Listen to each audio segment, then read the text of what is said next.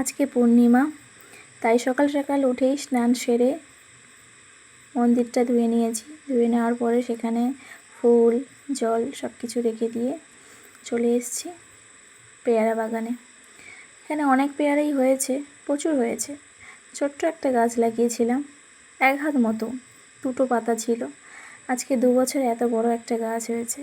আর সব থেকে বড় ব্যাপার কী বলতো, প্রচুর পেয়ারা হয় গাছটাতে। পেয়ারাগুলো বেশ বড় বড় হয়, এখন ছোটো, পাকেনি সব। এগুলো যাবে আরও অনেকটা সময়। ঘুরে ঘুরে দেখছি কোনটা পেকেছে, খাওয়ার মতো হয়েছে কিনা, ঠাকুরকে দেবো একটা। এবং ঘুরে ঘুরে দেখলাম, তো সেরকম পেলাম না খুব একটা। এই একটা পেয়েছি, এটাকে ভাঙবো। এই যে একটা, এটাকে প্রথমে ভাঙার চেষ্টা করলাম কিন্তু হলো না। তারপরে একটু শক্তি প্রয়োগ করে যাই হোক শেষ পর্যন্ত 1 হাত দিয়ে ভাঙতে সফল হয়েছি। ভেঙে নিয়ে গেলাম পুজোতে দেওয়ার জন্য। এদিকে আবার আমাদের একটা বেদানা গাছে একটাই বেদানা হয়েছে, তার সঙ্গে এসছে কতগুলো ফুল এবং ছোট ছোট বেদনা ধরেছে সবে।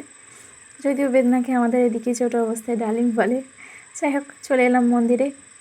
সুন্দর করে পরিষ্কার করে ফুল জল সব রেখে দিয়েছিলাম। এবার পেয়ারাটা রাখলাম এখানে।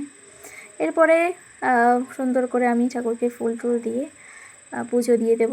তারপর পুজো দিয়ে চলে এসেছি আমাদের ঘরের মন্দিরে। এখানে মা কালী রয়েছেন, মা কালীকে পুজো দিলাম।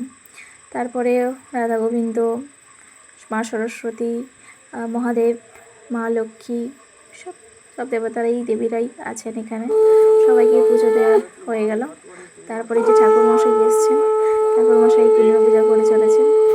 আর সুন্দর করে গুছিয়ে আমাদের প্রতি মাসেই একবার পূর্ণিমার দিনে পুজো হয়।